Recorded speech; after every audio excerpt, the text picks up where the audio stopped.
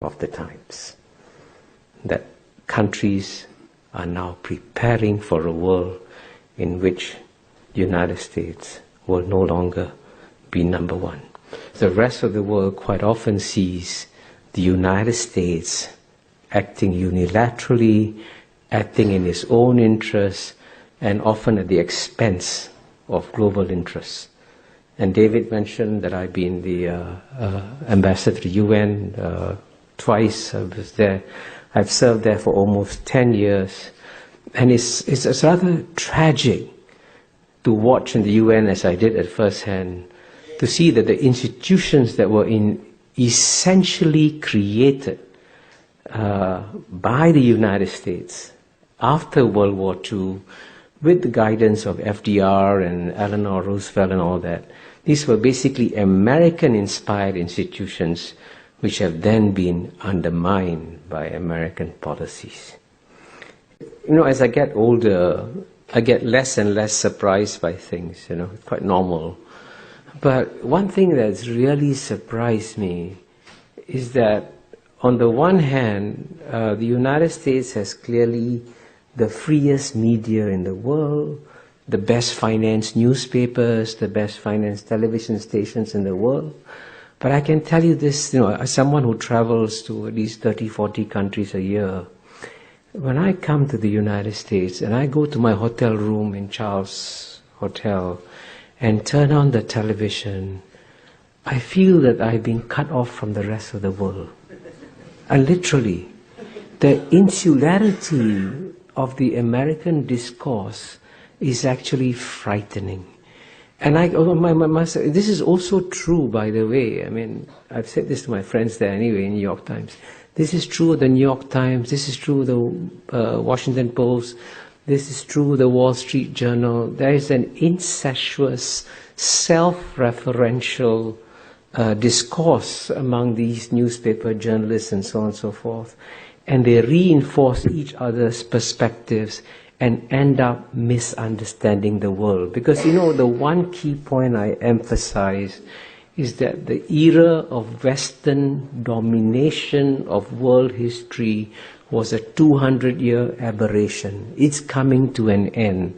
And as a result of it, you've got to learn to understand non-Western perspectives in the world. And it's actually quite frightening that in many ways I find American intellectuals behind intellectuals, including in Serbia, where I just was, or Greece, or in Istanbul, because they are much more aware of what's happening in the world than most American intellectuals are. I don't know how to solve that problem. But unlike the United States of America, the Chinese do not believe in proselytizing their beliefs. They do not believe that you have to copy or emulate them to succeed. And they also believe that it is far better for people to admire and respect them for their deeds rather than to pay attention to their words. So in a sense, we will have a very different world when the world's number one power in the world is no longer a missionary power in the world. That, you know, if you look back over the longer history of China over the past 2,000 years or so, it's actually surprising how few military adventures the Chinese had overseas. And in general, they have actually, as you know, within the Chinese Confucian ethos, the guy who's a soldier is at the bottom of the value chain. And I want to emphasize, since I come from Singapore, and Singapore and Hong Kong are seen as competitors all the time, it is actually in Singapore's national interest to see Hong Kong thrive and succeed, because we need competition from another city-state, and therefore we can both do equally well. I mean, Singapore will not just survive, Singapore will do very well. Because, you know, Mr. Lee Kuan Yew and the founding leaders of Singapore created some of the strongest institutions in the world in some areas. The quality of mind of the Singapore civil service, I think, is number one in the world. The quality of mind of the Singapore judiciary is also probably number one in the world. The quality of the Singapore military is probably among the top 10 in the world. Singapore's education system is already ranked among the top 3 or 4 in the world. We have the world's best airport, the world's best functioning port. So we have created a whole ecosystem of excellence in Singapore.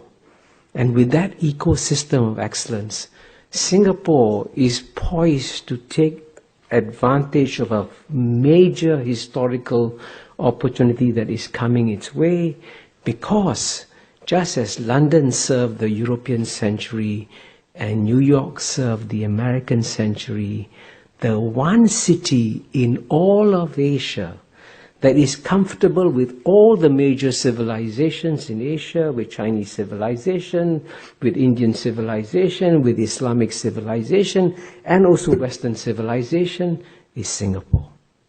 So Singapore is going to become the New York of the Asian century.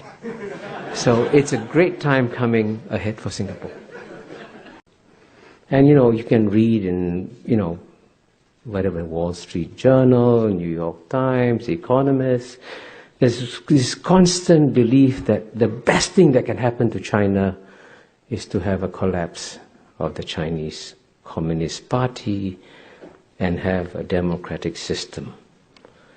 The one slightly provocative point I'm going to make here is, be careful what you wish for.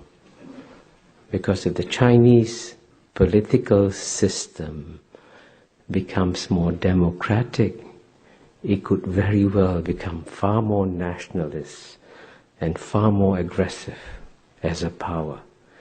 And the great paradox here is that the Chinese Communist Party is actually delivering a global public good by restraining Chinese nationalism. And if you didn't have a strong Chinese Communist Party in charge, you might actually get a more nationalist, a more assertive China. And when I first went to China in 1980, there wasn't a single Chinese tourist leaving China. Last year, 100 million Chinese went overseas freely. And 100 million Chinese returned to China freely. Now, if there's no freedom in China, if China was this despotic, oppressive state, would 100 million Chinese come back to China?